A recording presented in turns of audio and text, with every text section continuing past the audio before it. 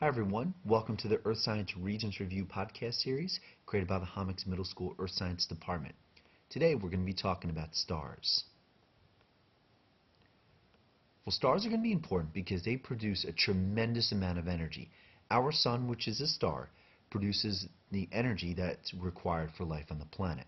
So we say that they are self-luminous. Stars are going to be important because they make their own energy through the process of what we call fusion, which we'll get to in a second. Stars are also important in the sense that they make up galaxies. There are billions of stars within each galaxy. Okay, and our sun is one of the billions of stars within our own galaxy called the Milky Way. Now, the process of fusion is a fairly simple one in the sense that hydrogen is going to combine with itself to make helium. That process right there creates a tremendous amount of energy. Now the fuel for the sun is going to be the hydrogen. So our own sun has enough hydrogen left in it for another 4 to 5 billion years worth of energy. So here's the process of fusion that's actually taking place in the sun right now as we speak. So you get your hydrogen atoms, specifically 2 of them, are going to combine together. They're going to be attracted to each other. You'll see them fusing together. Fusing means coming together.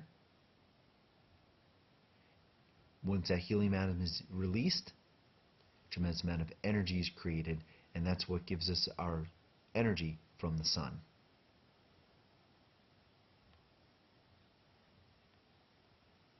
Okay, so all stars go through a life cycle. These life cycles can take billions of years to go through, but there's 2 factors that are going to influence how a star is going to live its life, either by mass or by size. Certain stars, okay, are going to take a specific life cycle. For instance, our sun. Our sun is an average star. It has an average brightness, it has an average temperature, has an average color. So our sun is going to take this specific path, and what's going to happen to our sun in about 4 to 5 billion years is going to turn into a phase called a red giant. Now when you look at the life cycle, you see that there's an upper path and there's a lower path. The upper path of this life cycle is going to be the path that our own sun is going to take. You see an average star turns to a red giant. So there is a chart in your reference table called the star chart. It's on page 15, and it helps organize our stars. Now stars are classified by 3 factors. They're organized by luminosity, which is brightness, color, and temperature. So you'll see here that the vertical axis on the left hand side is your luminosity. You find our sun right in the middle of the main sequence. You follow to the left, has a luminosity of 1. Anything above the sun is going to be brighter than the sun. So you see the numbers 10, 100, 1000, 10,000. That's how many times brighter a star is compared to our sun. The opposite of that is how many times dimmer a star is. So any star below our sun is going to be dimmer. So you see the numbers 0.1, that's 1/10 as bright, 0.01 is 1/100th as bright, and so on.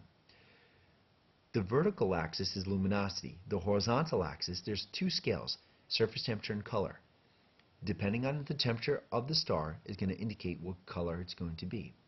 You see on the right hand side, small stars on the bottom, large stars are at the top.